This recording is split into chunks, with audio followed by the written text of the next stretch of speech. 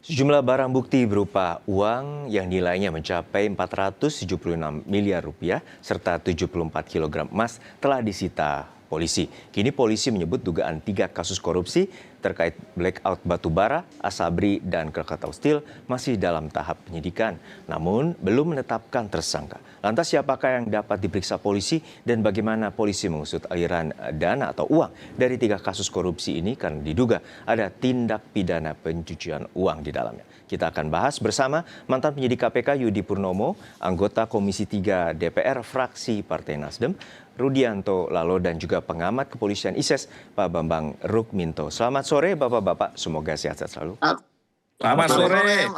Ya, saya ke Pak Lalo terlebih dahulu. Pak Lalo, ini Ya. tentu menjadi tanda tanya publik dan juga menimbulkan spekulasi karena kita melihat rentetannya. Ada penggeledahan pada kemarin malam di sebuah dari kafe dan kemudian ada rumah mewah dan juga tambahan terkait dengan penjagaan di kediaman rumah Jampitsus, dan terakhir Polda Metro Jaya juga dijaga aparat Brimob dengan senjata lengkap. Anda melihatnya seperti apa dan apakah sudah ada informasi dari mitra Anda, pihak kepolisian terkait duduk perkara kasus ini dan juga pelaku? Baik, terima kasih para narasumber yang saya hormati. Pertama tentu semua pihak harus menghormati atau menghargai proses hukum yang sedang berjalan yang dilaksanakan oleh Fortas Tipikor. Tentu ini pasti karena kewenangan sebagai lembaga di kepolisian yang bidang penegakan pemberantasan korupsi tentu punya kewenangan sebagaimana diatur oleh undang-undang. Nah sekarang yang jadi pertanyaan publik oleh karena lokasi-lokasi yang digeledah ini adalah diduga milik salah satu oknum petinggi di kejaksaan. Ya tentu semua pihak harus menanti bersabar dulu menunggu proses hukum. Ya ini kita juga ada asas hukum equality before the law, semua sama di hadapan hukum, ya kan. Juga ada asas praduga tak bersalah.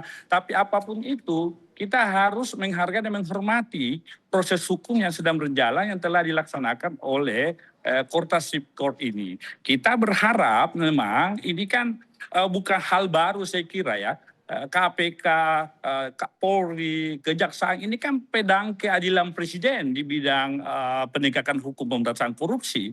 Ya sudah menjadi rahasia bersama bahwa ada saja oknum-oknum yang kadang-kadang diberi kewenangan oleh negara tapi menyalahgunakan kewenangan yang dimilikinya. Ya inilah saya kira manfaat saling kontrol ini juga penting saya kira, dan kita menanti aja bersabar menunggu proses hukum. Kita berharap semua pihak mari kita memberi kesempatan menggunakan kewenangan yang diberikan, jangan kemudian ada kesan ada yang menghalang-halangi, merintangi, ya. Apalagi kemudian kasus ini menjadi perhatian mata Anda kepala melihatnya ada Indonesia. pihak-pihak yang akan merintangi kasus ini? Ya Begitu? siapapun itu, saya mengatakan bahwa mari kita menghormati proses hukum yang sedang berjalan, ya kita menghormati karena semua sama di hadapan hukum, ya kemudian ada juga asas praduga tak bersalah, ya kita menanti seperti apa kasus ini. Yang pasti saya mau mengatakan bahwa 3 penegak hukum ini kan pedang keadilan presiden. Seyogyanya bisa berkoordinasi atau bersupervisi atau antar para petinggi penegak hukum ini, ya supaya betul-betul ini tidak menjadi polemik di masyarakat. Kita mau menjunjung tinggi proses hukum dan kita harus menghormati proses hukum yang sedang berjalan. Oke, untuk saat ini saya menuju ke Pak Bambang. Pak Bambang, untuk saat ini kita melihat bahwa jumlah nominalnya juga fantastis, hampir 500 miliar, kemudian ada 74 kilogram emas yang juga disita dalam penyitaan 3 perkara yang tengah diusut pihak kepolisian. Namun juga kita melihat bahwa penjagaan di Polda Metro Jaya ini cukup melibatkan anggota Brimob dengan laras panjang dan segala macam. Untuk saat ini Anda melihat bahwa kasus yang tengah diusut polisi tidak biasa. Ya, memang benar ya, kasus ini menyita perhatian publik karena persepsi di mata publik selama ini terkait penegakan hukum tindak pidana korupsi ini memang masih menjadi problem. Kita mengetahui beberapa waktu yang lalu misalnya Kejaksaan juga melakukan mentersangkakan polisi aktif maupun purnawirawan Polri di kasus MBG misalnya seperti itu. Terus kemudian saat ini yang dilakukan oleh Kortas Tipikor Polri dan Polda Metro ini menyangkut dengan personil elit di Kejaksaan. Artinya masyarakat melihat ini ada upaya semacam balas-balasan nih seperti itu. Makanya ini menjadi perhatian publik dan kemudian kalau kita melihat kemarin malam ini ada sekelompok satuan gitu yang semua orang tahu juga mereka berseragam seperti itu. Artinya ini masyarakat juga melihat ini ada upaya-upaya yang sangat besar untuk melakukan intervensi terkait dengan kasus ini. Makanya ketika muncul Polda Metro kemudian kepolisian merespon dengan melakukan pengamanan yang lebih ekstra dengan mendatangkan satuan Brimob, tentu ini adalah hal yang wajar seperti itu. Anda melihatnya seperti apa adanya satuan yang kemudian mendatangi pihak kepolisian terutama pada malam hari? Anda melihatnya seperti apa? Apakah ada unsur tertentu? Ya, saya melihat ini menjadi problem dan sudah Kapus Pen TNI sudah mengakui ya bahwa ini juga menyangkut dengan adanya Perpres 66 tahun 2025 tentang perlindungan pada jaksa yang melaksanakan tugas seperti itu. Tapi ini seharusnya dibaca secara proporsional bahwa pengamanan kejaksaan ini adalah pengamanan institusi, bukan pada pengamanan personal individu. Apalagi kalau kemudian individu ini diduga melakukan pelanggaran. Ini akhirnya akan menjadi blunder bagi TNI. Perpres 66 tahun 2025 ini harus dibaca lebih bijak, jangan sampai ini malah menjadi mendegradasi marwah TNI yang seharusnya fokus pada menjaga kedaulatan negara, bukan menjaga individu-individu elit dimanapun, apalagi yang ini diduga terkait dengan sebuah tindak pidana seperti itu. Oke, saya ke Mas Yudi. Mas Yudi, kita memasuki terkait dengan perkara kasus bahwa ini kasus perkara korupsi batubara atau pengadaan batubara dari tahun 2018 hingga 2026 atau ada jangka waktu 8 tahun. Menurut Anda apa pengawasan ini yang selama ini kurang ataupun seperti apa ataupun ini adalah salah satu bentuk penyanderaan terhadap salah satu kasus tertentu? Namun jawabannya usai jeda hanya di Kompas Petang.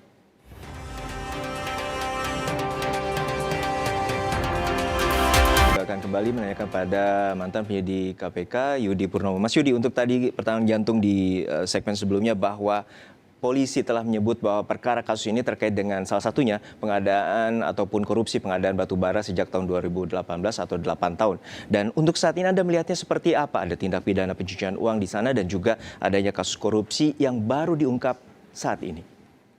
Ya, saya melihat ya bahwa teman-teman penyidik dari Kortas Tipikor maupun di Krimsus Polda Metro Jaya memang sudah on the right track ya, karena memang status dari penyelidikan ke penyidikan ini kan adalah suatu tindakan ya dari penyidik gitu kan untuk mencari barang bukti dan kemudian guna menemukan tersangkanya. Ya, dimana tentu kita paham sekali bahwa salah satu upaya untuk bisa menemukan barang bukti adalah dengan cara melakukan penggeledahan. Penggeledahan adalah tindakan penyidik ya untuk mencari barang bukti di suatu tempat ya, dalam hal ini rumah ataupun tempat-tempat lainnya, ruko dan sebagainya.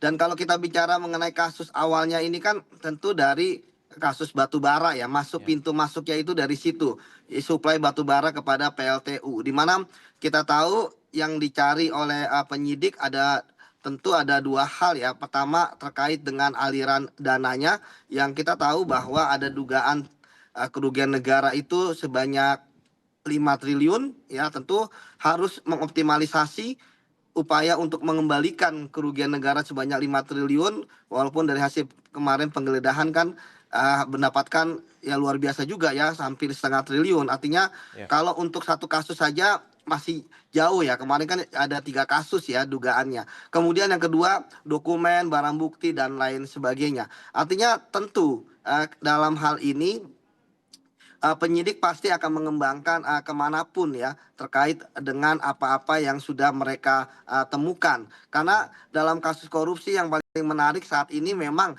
ketika ditemukannya aset-aset yang begitu besar, setidaknya dugaan peristiwa pidana yang terjadi itu semakin besar ya dibandingkan dengan ketika tidak ada aliran dana. Dan kalau kita bicara kasus ini, kasus awalnya kan terkait dengan pasalnya adalah terkait dengan kerugian keuangan negara. Apakah kemudian nanti berkembang menjadi pasal gratifikasi, suap menyuap, pemerasan dan lain sebagainya? Ya tentu itu nanti adalah kewenangan dari penyidik. Baik. Tetapi setidaknya dari awal penyidikan yang dilakukan dengan penggeledahan, setidaknya ini bisa membawa secah harapan ya bahwa kasus ini akan segera cepat selesai. Begitu, Mas. Ya, saya ke Pak Bambang. Pak Bambang, bahwa kemarin ada emas yang disita 74 kg dan juga uang sitaan atau bernilai hingga setengah triliun. Untuk saat ini Anda melihatnya seperti apa? Dalam penyitaan juga ada sebuah figura foto dan kemudian dibawa oleh pihak penyidik dan juga saat ini diamankan di Ditreskrimum Polda Metro Jaya, Jakarta.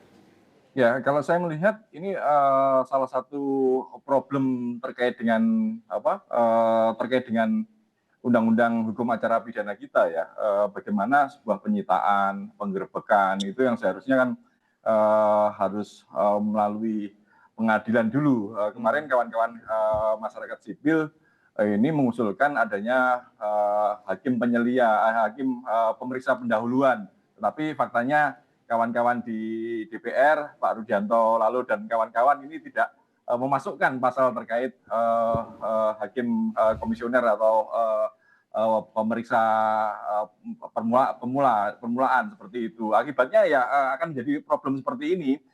Polri sebagai penyidik sementara jaksa sebagai penuntut ini akan muncul konflik of interest ya, karena siapa yang nanti akan membawa masalah ini ke muka pengadilan, karena tentu Polri juga akan melalui kejaksaan lebih dulu, apalagi ini menyangkut elit kejaksaan seperti itu. Makanya terlepas dari itu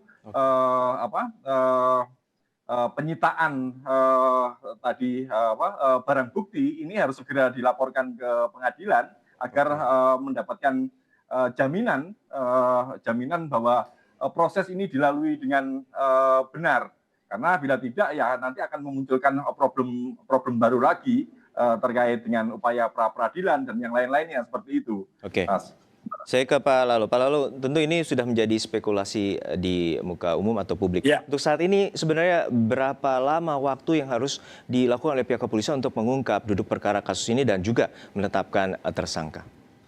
Ya, saya kira biasanya kalau upaya paksa itu kan seperti penyitaan, penggeledahan, dan lain-lain itu memang kembali ke penetapan hakim ya.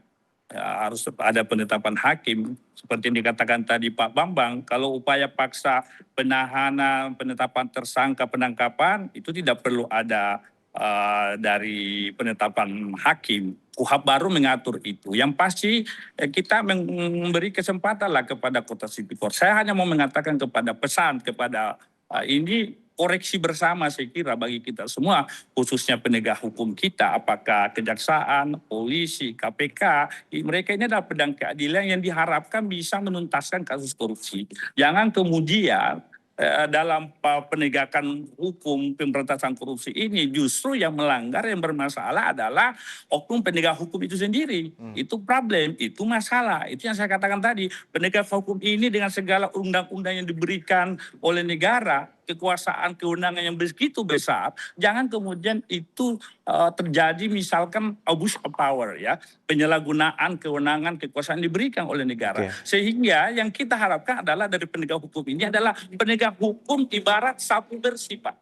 Betul-betul bersih. Ya, janganlah kemudian ada pemberitaan atau polemik yang terjadi bahwa pelaku kejahatannya misalkan justru melibatkan itu penegak hukum itu sendiri. Dan ini sudah terjadi KPK sendiri misalkan, kejaksaan sendiri, dan Polri, oknum-oknum ini. Makanya saya katakan siapapun pelaku ya harus mempertanggungjawabkan sesuai dengan tindakan yang dilakukan. Kira-kira seperti itu. Ya, saya kembali ke Pak Bambang. Pak Bambang, untuk saat ini tentu publik ingin mengetahui duduk perkara kasus ini dan juga lebih lengkap terkait dengan terduga pelaku. Dan untuk saat ini bagaimana menurut Anda proses yang telah dilakukan oleh pihak kepolisian dan berapa lama yang seharusnya polisi mampu mengungkapkan terduga pelaku ataupun tersangka? Harusnya lebih cepat, lebih bagus ya, karena semakin menunda-nunda, tidak segera menyampaikan rilis kepada publik secara transparan, ini akan memunculkan asumsi kemana-mana. Jangan-jangan seperti yang saya sampaikan di awal tadi, ini hanya sekedar balas-balasan saja antara kejaksaan dan kepolisian karena oknum-oknumnya terlibat dalam sebuah tindak pidana seperti itu. Kan ini kan sangat disayangkan sekali karena marwah institusi penegak hukum ini harus dijaga dari perilaku oknum-oknum seperti yang disampaikan oleh Pak Rudi tadi seperti itu. Makanya ini memang harus menjadi evaluasi bersama ya terkait dengan sistem peradilan pidana kita. Karena bila tidak ya ini akan menjadi problem yang akan berkepanjangan. Apakah kita akan berlarut-larut menunggu lama dan kemudian diselesaikan hanya dengan salam-salaman seperti itu kan tidak bisa seperti itu. Artinya tidak akan muncul kepastian hukum. Kasus seperti ini kan sudah pernah terjadi 2 tahun yang lalu ketika kejaksaan konon intimidasi oleh Densus 88 seperti itu kan. Makanya kalau ini terulang terus seperti ini tentu tidak baik bagi penegakan hukum kita seperti itu. Makanya kepolisian harus lebih cepat, transparan agar semuanya jelas siapa yang ditersangkakan dalam kasus apa, pasal apa. Jadi semuanya clear. Barang bukti itu terkait dengan kasus apa? Apakah terkait dengan batu bara ataukah terkait dengan asabri? Ini bentuk gratifikasi atau seperti apa, ini harus dijelaskan secara detail. Karena kalau tidak, ya itu tadi, ini hanya sekedar balas-balasan saja dan masyarakat pada dasarnya tidak akan membela kepolisian atau mendukung salah satu kejaksaan atau kepolisian, tapi mendukung bagaimana pemberantasan korupsi ini dilakukan dengan benar dan tepat seperti itu. Ya, saya ke Mas Yudi. Mas Yudi, kita mau tahu bahwa untuk pengusutan follow the money terkait dengan TPPU ataupun perkara korupsi, untuk saat ini apakah ada titik di mana tarik ulur karena ini diduga melibatkan oknum dari penegak hukum? Ya, kalau saya melihat ini kan murni penegakan hukum itu yang pertama. Kemudian kalau misalnya berkaitan dengan korupsi ya tentu kita tahu bahwa pelaku-pelaku tindak pidana korupsi kan tidak jauh dari pejabat, penyelenggara negara maupun ASN seperti itu. Nah, masalah kemudian ada kewenangan, masalah kemudian pejabatannya tinggi dan sebagainya, saya pikir itu yang memang menjadi salah satu unsur. Namun sekali lagi saya katakan bahwa penyidik pasti ya akan menekankan kepada kuatnya alat bukti yang mereka miliki ya. Dalam hal ini kita tahu bahwa uang ini sudah ada nih ya kan, tentu berikutnya penggeledahan lain pasti ada ya, tapi kita bicara yang sekarang saja sudah didapatkan bahwa dengan adanya uang yang kemudian bagi saya biasanya nih sudah bercampur baur ini ya, dari perbuatan-perbuatan yang diduga tindak pidana korupsi seperti yang disampaikan oleh Polri gitu ya. Nah ini tentu akan ditelusuri gitu ya, yang mana dan sebagainya. Karena kalau uang sudah bercampur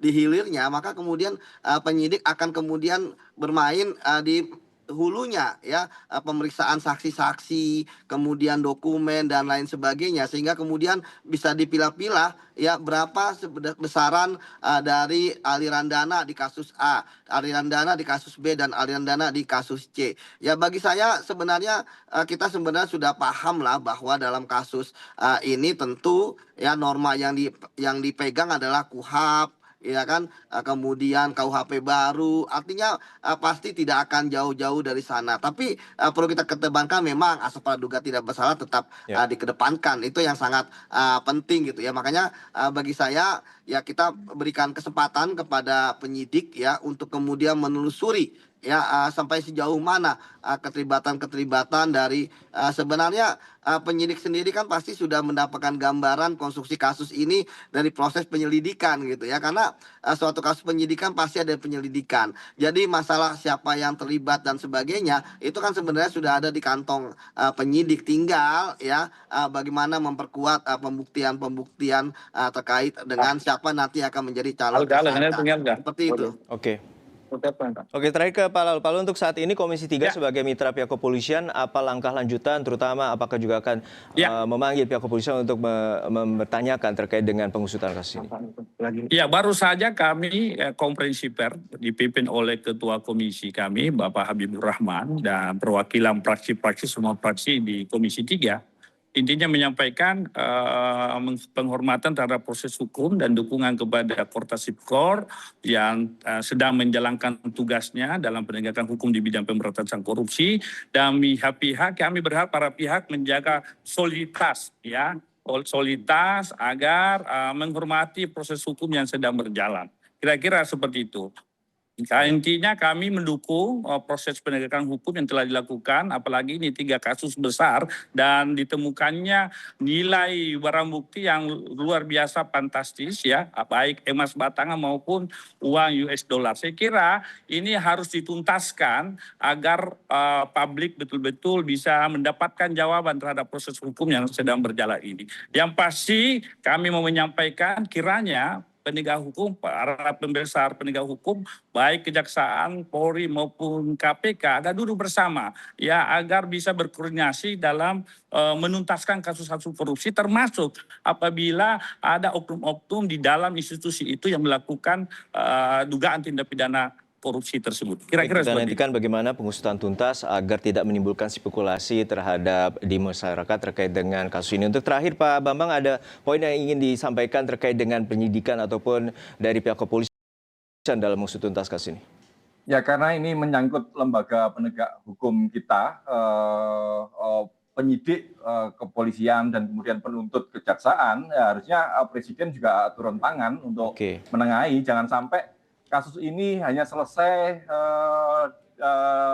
salam-salaman saja yang tadi disampaikan Pak Rudianto, koordinasi, sinergisitas. Ini seringkali dimaknai hanya menutup problem yang ada di internal seperti itu. Ini kan sangat disayangkan sekali. Makanya dalam hal ini Presiden harus segera turun tangan agar kasus ini bisa clear dan tuntas sampai ke pengadilan seperti itu.